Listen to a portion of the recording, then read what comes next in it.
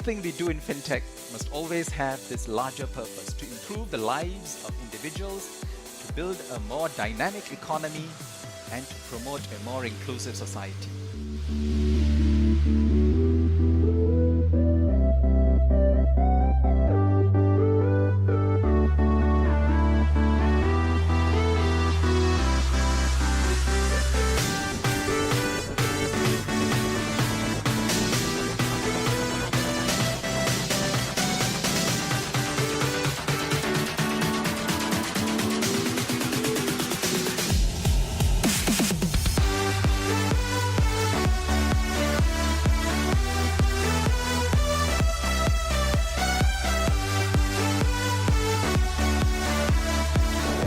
It's one of the biggest events I've been to actually.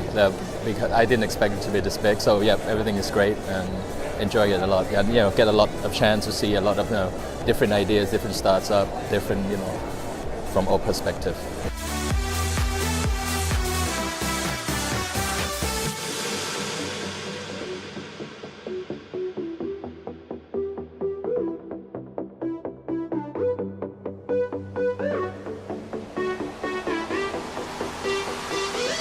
I think it's the opportunity to solve some really big problems, and Singapore is a real global hub for financial services, and fintech is really about helping to define what the future of financial services is, so that's very satisfying.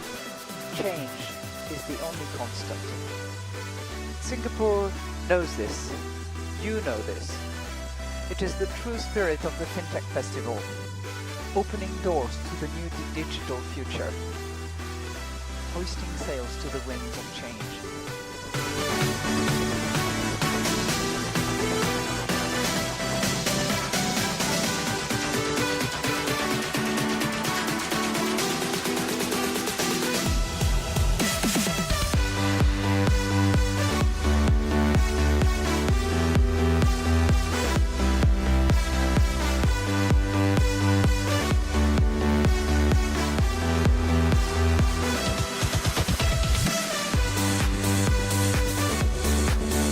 We must bring the unbanked 1.7 billion people in the world into the formal financial market.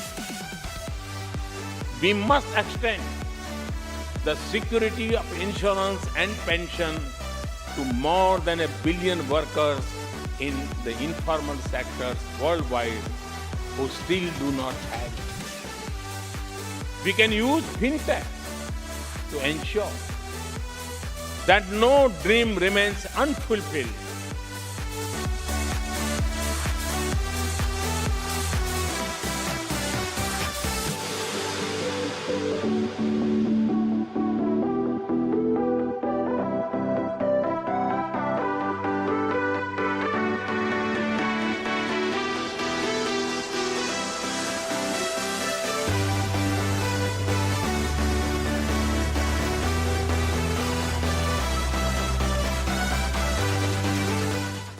I think it's great for early stage ventures. So for fintech that are starting up, I think it's a good way for you to be able to access money that otherwise it would be very limited to people that have the right connections, let's say. But it's also a good way to validate your idea. So it's not just giving you access to money that otherwise you wouldn't have access to. It's also a way to see, okay, so there's all this money in the world, but does that mean that my idea is good enough for it? So it serves two purposes, in my opinion. I think it's fantastic. It brings together like-minded individuals rather than, again, the traditional method of going to a bank or a traditional lender and having to explain to them your business. Crowdfunding now, we have access to a wealth of wealth by people who understand the business that we're in, who understand the technologies we're using. So that peer level funding, I think, is vitally important to the market as well.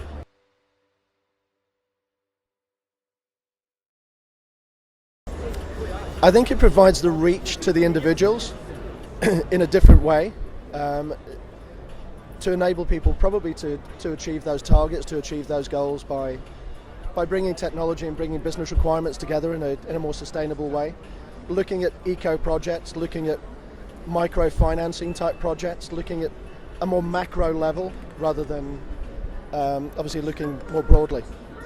hopefully. So it's companies like us who are driving, who are actually driving poverty out of the country, who are bringing in shared prosperity, some of the goals of the UN. It's a very large question. I'm not very qualified to answer that one, but I will try and tell you that at every level, at every human being who is living on this planet, needs to be. Human beings are actually very social animals. Now, if you exclude them from which is the very basic of life form, which is to get a livelihood, healthcare, and any benefit, you can't do anything with the rest of the people. So you're already segregating the haves and the have-nots. Fintech plays that bridge to enable a sustainable opportunity for everybody in the world.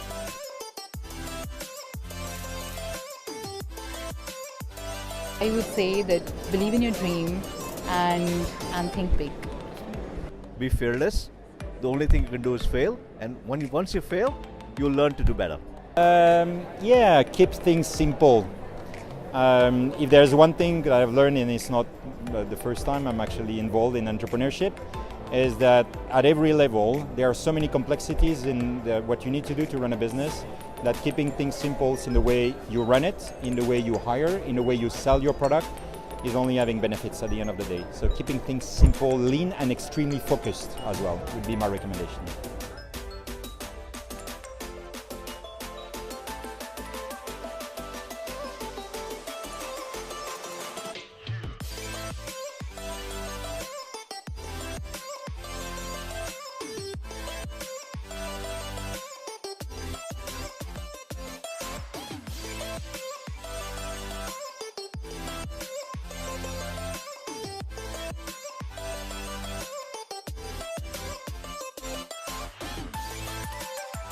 Thank you for visiting us at Singapore Fintech 2018.